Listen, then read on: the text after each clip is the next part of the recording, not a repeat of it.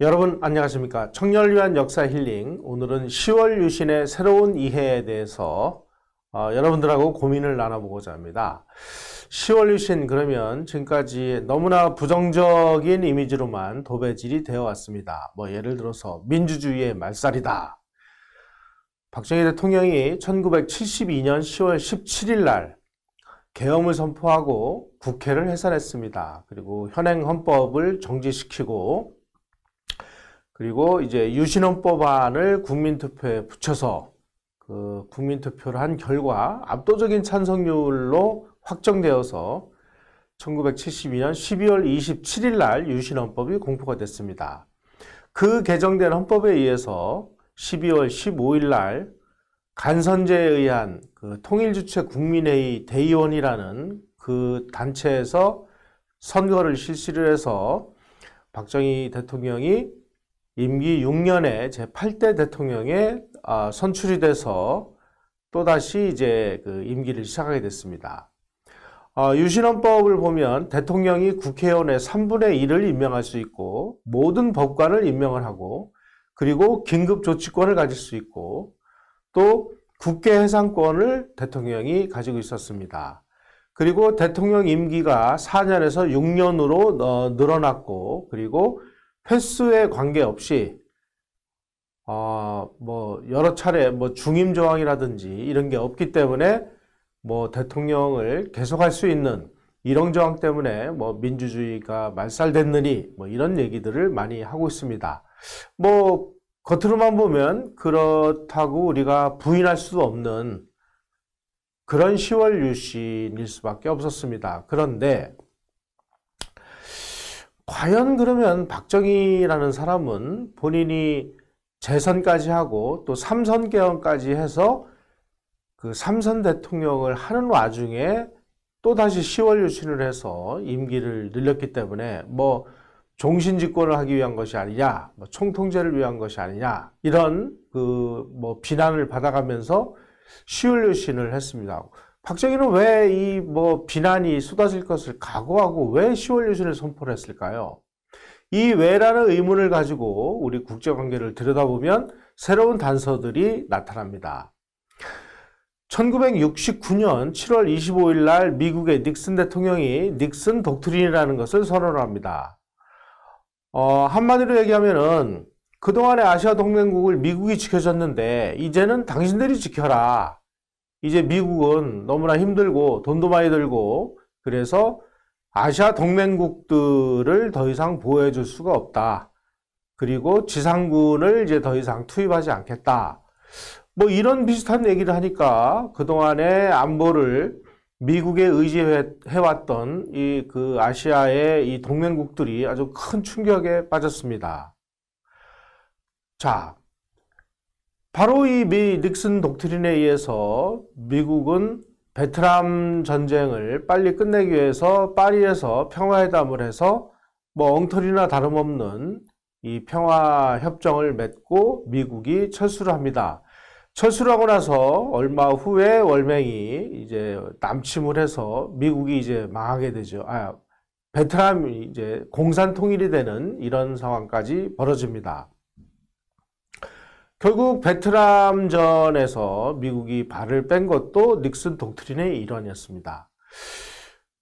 그 당시에 미국이 닉슨 독트린이라는 어떻게 보면 참 그 이상한 정책을 펼친 이유는 중국하고 손을 잡고 소련을 약화시키기 위한 프로그램의 일환이었습니다. 그래서 그 당시 이제 중소 간에 여러 가지 그 분쟁이 벌어지고 있었는데 그 분쟁을 이용해서 소련으로부터 중국을 분리해내서 미국이 중국과 손을 잡고 그리고 국교를 수교하고 그리고 대만을 축출을 하고 대만이 가지고 있던 그 여러 가지 유엔에서의 권리를 중국이 승계하도록 하고 그래서 미국과 중공이 손을 잡고 소련을 왕따를 시키는 이런 프로그램이 가동이 되기 시작했습니다. 그때 중국이 가장 부담스러웠던 것은 바로 이 베트남과 남한에 주둔하고 있는 주한미군이었습니다. 중국은 이 남한에 주둔하고 있는 이 주한미군에 대응하기 위해서 뭐 상당히 55개 사단 정도를 동남 지역에다가 배치를 하고 있었는데, 이 동남 지역에 배치된 이 중국군을 소련 국경 지역으로 빼내려면은 결국 이제 주한미군에 대한 압력이 없어져야 되는 이런 문제가 제기가 됐습니다. 그래서 중국 측이 미국에다가 그런 요구를 했고, 미국은 그 요구를 받아들여서 베트남에서 이제 협정을 맺고 철수를 하고, 그리고 한국에서는 주한미군이 2개 사단이 있었는데 그 2개 사단 중에 1개 사단을 철수를 시키기로 결정을 했습니다. 이렇게 되니까 중국은 마음 놓고 동남 지역의 주한미군을 대응하기 위해서 배치해놨던 약 55개 사단을 북만주 지역으로 이동을 시켜서 소련군과의 대치를 강화를 함으로 해서 중소 분쟁이 격화되기 시작을 했습니다. 자, 이렇게 되다 보니까 이제 한국에서 주한미군을 이제 철수시켜야 되는데, 참 희한하게도 괌에서 닉슨 대통령이 닉슨 독트린을 발표한 지 일주일 후에 1969년 8월 2일의 일입니다. 박정희 대통령하고 샌프란시스코에서 한미 정상회담을 가졌습니다. 바로 이 한미 정상에서 닉슨 대통령은 주한미군 감축을 추진하지 않겠다, 이렇게 약속을 했습니다. 그래서 박정희 대통령은 이게 미국 대통령이 주한미군은 감축을 안 한다 그러니까 한국은 예외 국가로 인정을 해주는구나, 이렇게 이제 인정을 하고 있었는데, 바로 샌프란시스코에서 정상회담이 끝난 지 2주도 안 된 8월 14일 날 닉슨 대통령은 미국 행정부에 주한미군 철수와 관련된 5개년 계획을 수립하라 라고 지시를 했습니다. 바로 2주 전에 동맹국 대통령이 했던 발언을 완전히 뒤집어 버린 것이죠. 이처럼 하여간 미국은 기회만 났다 하면 주한미군을 철수하겠다라는 얘기를 계속 반복을 해왔습니다. 왜 그러냐? 미국의 입장에서 볼 때 사활적인 이익이 걸린 나라는 바로 한국이 아니라 일본이었기 때문입니다. 1970년대 초에 워싱턴의 포토맥 어소시에이츠라는 데서 미국 국민의식조사를 실시했습니다. 그 결과 한국이 북한의 공격을 받았을 때 미국이 무력으로 한국을 방해해줘야 하는가라는 질문에 찬성 32, 반대 52%가 나왔습니다. 반면에 일본이 소련이나 중국의 공격을 받았을 때 미국은 일본을 방해해줘야 하는가라는 질문에 찬성이 50%, 반대가 35%가 나왔습니다. 미국 국민들도 아시아에서 자기네들이 보호를 해줘야 될 나라는 한국이 아니라 일본이었다라는 그런 결과를 이 통계를 통해서 우리는 알 수 있습니다. 한국이 이제 닉슨 대통령이 뭐 주한미군 철수를 하지 않겠다라고 얘기를 했는데, 갑자기 이제 주한미군 1개 사단을 철수하는 그런 정책으로 돌아섰고, 게다가 우리 정부하고 사전에 아무런 그 합의도 없는 상황에서 상당한 미군을 철수를 시킨 사실이 밝혀졌습니다. 한국이 당연히 이제 반발하게 됐죠. 그래서 1970년 8월 24일 날 에그뉴 부통령이 방한을 해서 박정희 대통령하고 회담을 해서, 자, 7사단의 철수 이외에 더 이상은 철수하지 않겠다라고 에그뉴 부통령하고의 회담에서 미국이 약속을 했습니다. 따라서 한국 안보에는 절대 염려가 없으니 이제 걱정하지 마라, 이렇게까지 그 회담에서 합의를 했는데, 그리고 나서 그 다음날 한국에서 대만으로 떠나는 비행기 안에서 에그뉴 부통령이 수행을 했던 미국 기자들하고 인터뷰에서 앞으로 5년 내에 모든 주한미군이 한국에서 철수할 것이다, 이렇게 선언을 해서 하루 전에 박정희 대통령하고 했던 약속을 또다시 뒤집어 버렸습니다. 아주 큰 충격이었죠. 자, 이런 상황이 되니까 박정희 대통령이 좋다, 그러면 미군을 철수하고 싶으면 철수를 해라, 이제는 우리가 우리를 스스로 지킬 수밖에 없다. 자주국방을 해야 되겠다. 그래서 자주국방을 위해서는 무기를 국산화를 해야 되니 방위산업을 시작하자. 이렇게 해서 방위산업을 시작하게 됐습니다. 이제 무기 개발을 하게 된 것이죠. 바로 이 무렵에 1969년, 70년 이 무렵에 김일성은 아주 대남도발을 대대적으로 강화를 했습니다. 그 당시에 이제 그 한국군하고 미군이 베트남전에 발목이 묶여 있는 그런 상황을 이용을 해서 남침 전쟁을 일으키기 위해서 아주 끝없는 대남 도발을 격화시키기 시작을 했습니다. 어느 정도로 했느냐? 그 일지를 보면 1967년에 북한의 그 게릴라 침투라든지 대남 도발이 445건이었습니다만은 1968년 542건으로 많은 양이 늘어났습니다. 또 68년 1월 22일 날은 124군부대라는 그 게릴라들 31명이 청와대를 습격하기 위해서 침투를 해서 자문 고개까지 와서 아주 그 충격에 빠뜨린 일이 벌어졌고요. 바로 그 124군 게릴라 부대가 출몰한 이틀 후에 미 해군 정보 수집함인 푸에블로가 동해안에서 납치됐습니다. 또 미국 정찰기가 격추돼 가지고 승무원 31명이 사망을 하고 또 울진 삼척 지역에 100여 명이나 되는 대규모 게릴라들이 침투를 해 가지고 한 달간 소탕 작전을 벌여야 되는 이런 일이 벌어졌고요. 또 서해에서 우리 어선단을 보호하고 있던 해군 방송선을 납치해 가지를 않나.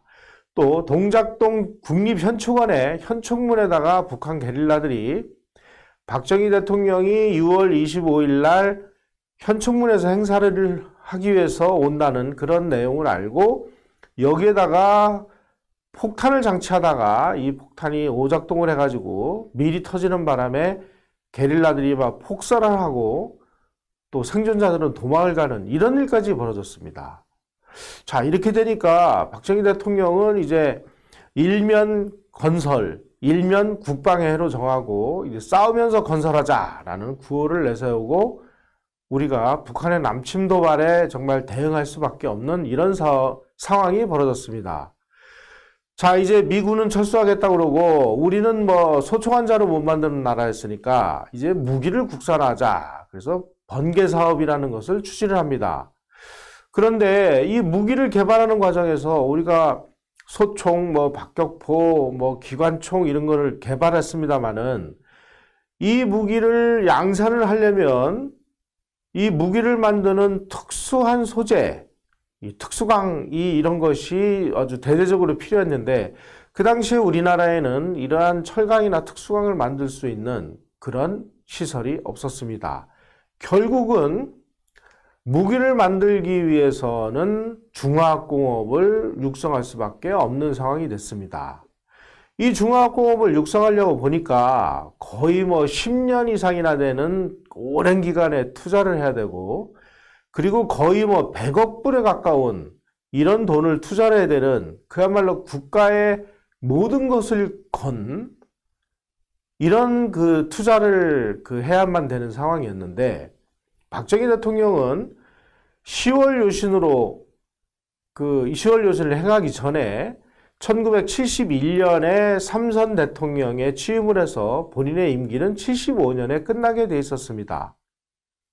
그런데 중화학공업을 하려고 보니까 10년 이상의 투자 그리고 100억 불에 가까운 돈을 집어넣어야 된다. 근데 75년이면 내 임기가 끝나니까 내가 집에 돌아가고 나면은 과연 이 중화학공업 프로젝트가 제대로 될 수 있겠느냐 하는 그런 의문점에 도달하게 됐습니다. 한편에서는 자주국방을 위해서 이 핵무기 개발도 추진을 했는데 1972년 9월 초에 국가안보회에서 박정희 대통령이 긴박한 국제정세하에서 국가안보를 위해서 핵개발이 필요하다. 그래서 이제 핵개발을 검토를 해서 이것도 거의 한 10년 이상 걸리는 프로젝트였습니다.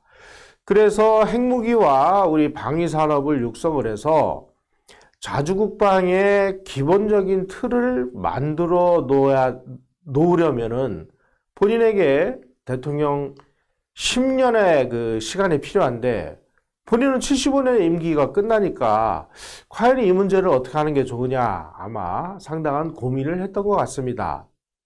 1971년 박정희 대통령이 삼선 대통령에 그 출마를 했을 때 그 상대방 후보는 김대중 씨였습니다. 김대중 씨가 그 당시에 신민당 대선 후보로서 들고 나온 경제정책은 박정희 대통령의 수출 주도형 공업화 전략하고 정반대되는 대중경제론이라는 것이었습니다. 김대중 후보는 박정희하고는 180도 달리 수출 주도형 중화공업이 아니라 해외 수출이 아니라 국내 시장을 무대로 한다. 그리고 대기업이 아니라 농업과 중소기업을 우선적으로 발전시켜서 농민과 서민 자영업자에게 혜택이 돌아가도록 해야 된다. 라는 주장을 했는데 그게 바로 대중경제론의 핵심입니다. 김대중 후보가 주장한 이 대중경제론은 내수 위주, 농업 우선, 중소기업 위주, 그리고 폐쇄적 자급자족 시스템이 핵심 포인트였습니다.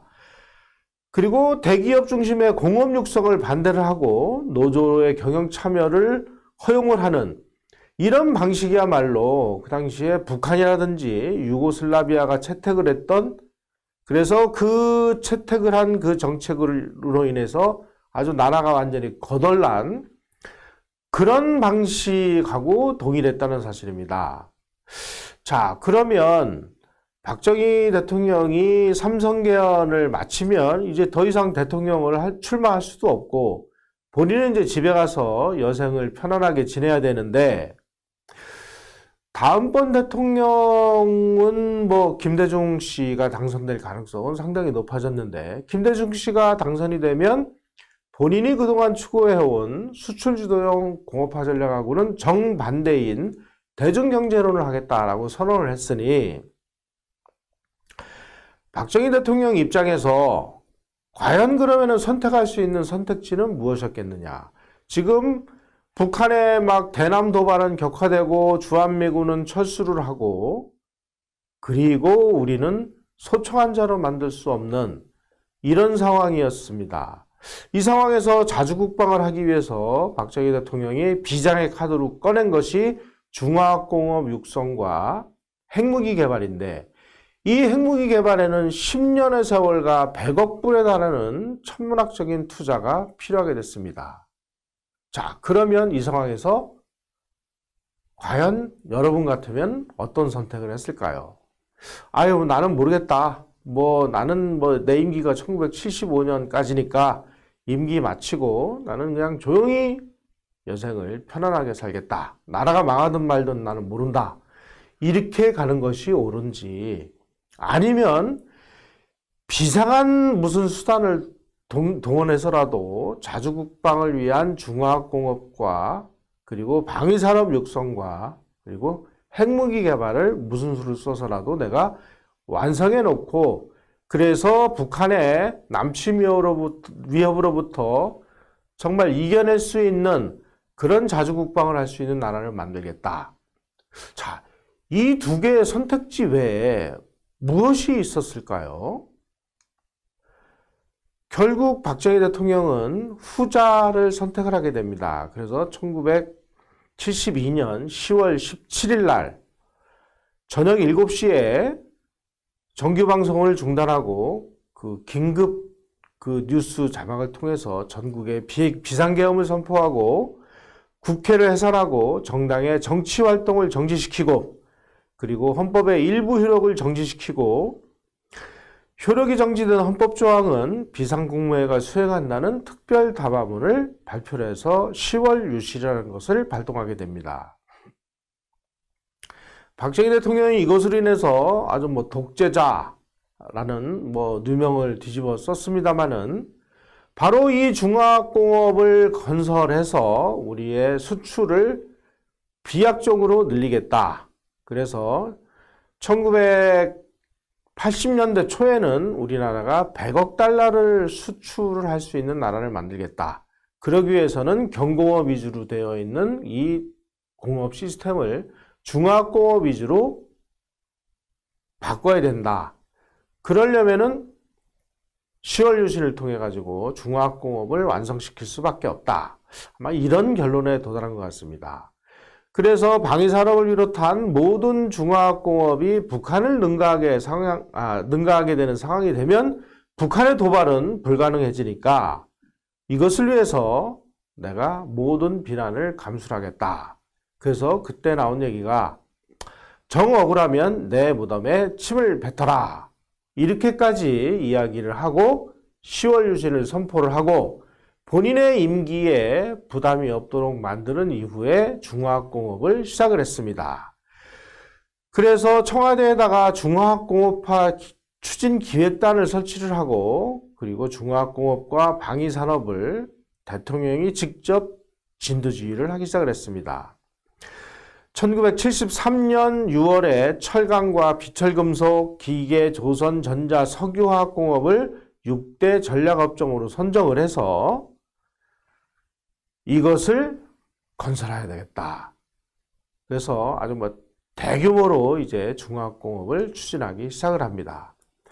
따라서 우리가 지금까지는 박정희 대통령이 종신 총통제를 통해서 본인이 임기를 연장하기 위해서 10월 유신을 했다. 물론 그런 점도 없지 않습니다. 하지만 남북 대결에서 우리가 월등히 열세에 있는 이런 상황에서 중화공업과 방위산업과 핵무기 개발을 통해서 우리가 자주국방을 할 수 있는 시스템을 만들고 그리고 이 경공업 위주의 이 공업 구조를 중화공업 위주로 바꿔서 북한 경제를 압도하도록 만드는 그런 힘도 결국은 10월 유신에서 나왔다는 것이죠. 그래서 오원철 같은 분이 이제 중화공업을 실제로 이제 담당을 한 오원철 수석 같은 분은 미안한 얘기지만 10월 유신은 중화학공업이고 중화학공업이 바로 10월 유신이다. 그런데 우리는 자꾸 그런 부분은 전부 잊어먹고 박정희 대통령이 임기를 늘리기 위해서 10월 유신을 했으니 독재자다. 이런 점만 부각을 시키고 있는데 그것은 역사에 대한 단견이다. 이렇게 주장을 하고 있습니다. 박정희 대통령이 그 당시에 정말 다른 선택지를 선택할 수 있는 이런 국가 시스템이었다면 과연 이런 비난을 무릅써가면서 10월 유신이라는 그야말로 헌정 질서를 중단시키는 이런 선택을 했을까요? 결국은 그것을 선택할 수밖에 없는 국제 정세가 우리에게 엄중하게 놓여 있었기 때문에 박정희 대통령은 그 국제 정세하에서 가장 최선의 방법을 선택한 것이 10월 유신이다. 이렇게 우리는 좀 해석을 해야 될 것 같습니다.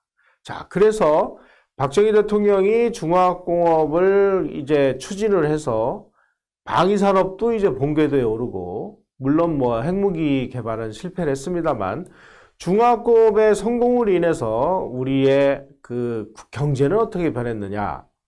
1973년에서부터 78년 기간 중에 우리는 연평균 11%의 고속성장을 계속했습니다. 그 기간 동안 제조업은 연평균 16.6%나 성장을 했고요. 제조업에서 중화학 부분이 차지하는 비율은 1972년 40%에서 1979년에 55%로 크게 높아졌습니다. 수출에서 중화학공업이 차지하는 비율도 1971년 13.7%에서 79년에는 37.7%로 거의 3배 이상 높아졌습니다. 박정희 대통령은 1973년 1월 21일 날 연두기자회견에서 중화공업화를 선언을 하면서 이렇게 얘기를 했습니다. 10월 유신은 5.16과 그 기조를 같이 하고 있다. 결국은 10월 유신은 국가를 구하기 위한 혁명이다. 이렇게 발언한 것이죠. 네. 오원철 수석도 결국은 중화학공업은 유신이 전제가 되지 않으면 중화학공업은 불가능했을 것이다. 왜냐하면 1975년에 임기가 마무리되면 그 다음 그 대통령이 될 사람이 전임자의 정책을 이어받아서 그것을 계속 이끌어 나가겠다라는 사람이 대통령이 된다면이야 뭐 아무 문제가 없었겠습니다만은 그 당시에는 대통령의 철학하고 정반대되는 정책을 펴겠다라고 하는 사람이 대통령이 될 가능성이 높은 상황에서 결국 박정희 대통령은 헌정 중단이라는 정말 극단적인 카드를 선택해서라도 결국 자주국방이라는 시스템을 만들어야 되겠다라는 그런 굳은 결심이 10월 유신을 불러왔기 때문에 결국은 중화공업화가 유신이고 유신이 중화공업화다라는 사실을 우리는 인정하지 않을 수 없다. 이렇게 이야기를 한 분이 바로 오원철 씨입니다. 자, 그 결과 한국이 북한을 압도하는 경제력을 보유할 수 있게 됐습니다. 박정희 대통령은 막 경제를 건설하는 과정에서 그리고 중화공업을 건설하는 과정에서 세계의 많은 전문가들이 우리의 제철 산업이라든지 이런 중화공업을 건설하는 것에 대해서 많은 반대를 했습니다. 그러니까 미국의 경제학자라는 사람들 후진국 실정도 모르면서 뭐 이러쿵저러쿵 뭐 감나라 배나라 이렇게 얘기를 하는데 우리는 우리 방식대로 가겠다. 그리고 박정희 대통령의 그 중화공업화를 통해서 산업 여건을 만들고 경제 발전의 토대를 만드는 결과 우리는 아주 비약적인 소득 수준의 그 발전이 일어났습니다. 결국 박정희는 5.16 쿠데타를 일으켰고 그리고 한일 국교 정상화를 위해서 6.3 사태라는 거의 뭐 쿠데타나 다름없는 2차 쿠데타를 일으켰고 또 중화공업화를 성공시키기 위해서 10월 유신이라는 세 번째 쿠데타를 통해서 일종의 뭐 다단계 뭐 혁명이나 마찬가지죠. 그래서 자유민주주의 가치를 일정 정도 유보를 했습니다만은 그 대가로 인해서 우리나라의 산업화를 성공시켰고 그리고 중산층을 형성을 해서 자유민주주의가 정상 가동할 수 있는 그런 시스템을 건설하는 데 앞장섰다. 저는 이렇게 주장을 합니다. 그 결과 남북한의 경제력이 완전히 역전됐습니다. 우리는 1970년대 초까지 북한보다 정말 못 사는 이런 그 나라였습니다만은 1970년대 초를 기점으로 해서 남북한의 경제력이 완전히 역전이 돼서 무역 총액은 북한이 우리의 144분의 1밖에 안 되고 뭐 시멘트 생산량 7분의 1, 발전 설비 용량 13분의 1, 뭐 선박 보유 톤수 뭐 19분의 1은 정도로 우리가 북한을 완전히 압도하는 이런 시스템을 만들어냈습니다.